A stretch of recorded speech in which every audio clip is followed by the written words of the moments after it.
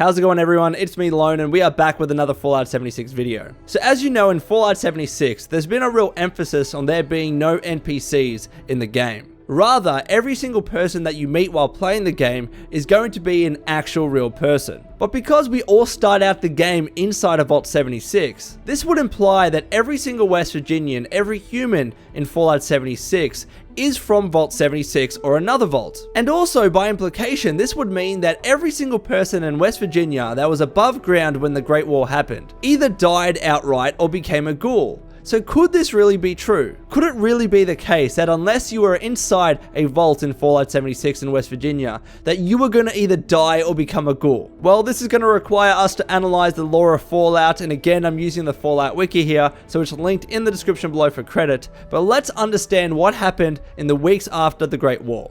As I let you know as part of my first definitive story video, when all the nuclear weapons stopped dropping and the Great War ended, Fallout's world was plunged into a holocaust. Most humans on Earth were killed, whether from the actual explosions or the subsequent radioactive exposure. But not everyone in the United States actually perished. Some tried to find protection in a variety of locations, including subways, drainage centers, and sewers. However, a group of children managed to survive the war by hiding in the lamplight caverns in Washington, D.C. during a school field trip. I mention this because it truly exemplifies the fact that most people who survived the Great War outside of the vaults were either in places that weren't directly impacted by the bombs or in locations that were protected by several layers of rock and metal. It was in fact these segments of society outside the vaults that would take the very first steps of slowly rebuilding Fallout's New World Order, well before the vaults began to open 10 to 25 years after the Great War. Now, in the Fallout 76 no-clip documentary, it was specifically mentioned that West Virginia was actually not hit that hard by the nukes as part of the Great War lore. This would therefore allow the BGS team to do much more interesting things with the environment of West Virginia, such as having lush green forests with blue skies and clear air. And then of course there would be those areas that still retain that post-apocalyptic feel. So because of these facts, because even in the cities and states that were hit really hard by the Great War, there were still literally thousands of people that managed to survive, and also because West Virginia allegedly wasn't really hit that hard in the Great War, would it really mean that everyone above ground in West Virginia either died outright or became a ghoul? On the contrary, wouldn't this actually mean that at least some humans survived above ground in West Virginia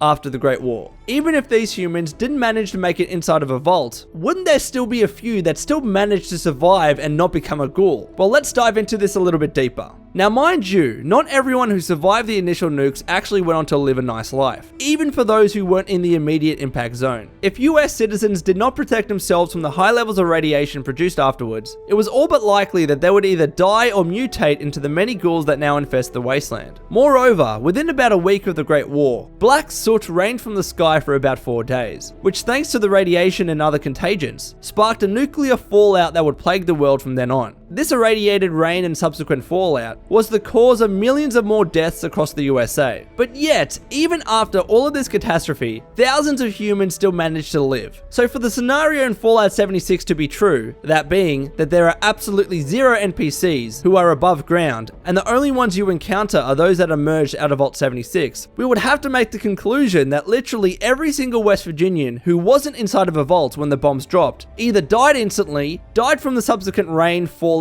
or other reasons, such as old age, health, and sickness, or became ghouls or the new Scorched faction, which are essentially ghouls that aren't as feral, that can still use guns. Again, remembering that in places like Washington, D.C., the capital of the United States, which would have been one of the main nuclear target strikes as part of the Great War, still had many humans that survived. Again, it was these humans that formed the first segments of society after the Great War. The first towns, the first settlements, and yes, even the first raider gangs. So wouldn't the same be true in West Virginia? Even though we're only 25 years after the Great War, anyone who was on the outside that survived, like in DC, would have been doing something. So again, I ask you, is this scenario plausible? Is it plausible that every single West Virginian either died or became ghouls? Well, that's where I leave it up to you. I wanted to put out as much fact and lore as possible, and I would love to see you debate this in the comments below. Let me know what you think. You know I always read your comments, and my intentions with this video was just to leave some food for thought out on the table, because I started to think about this,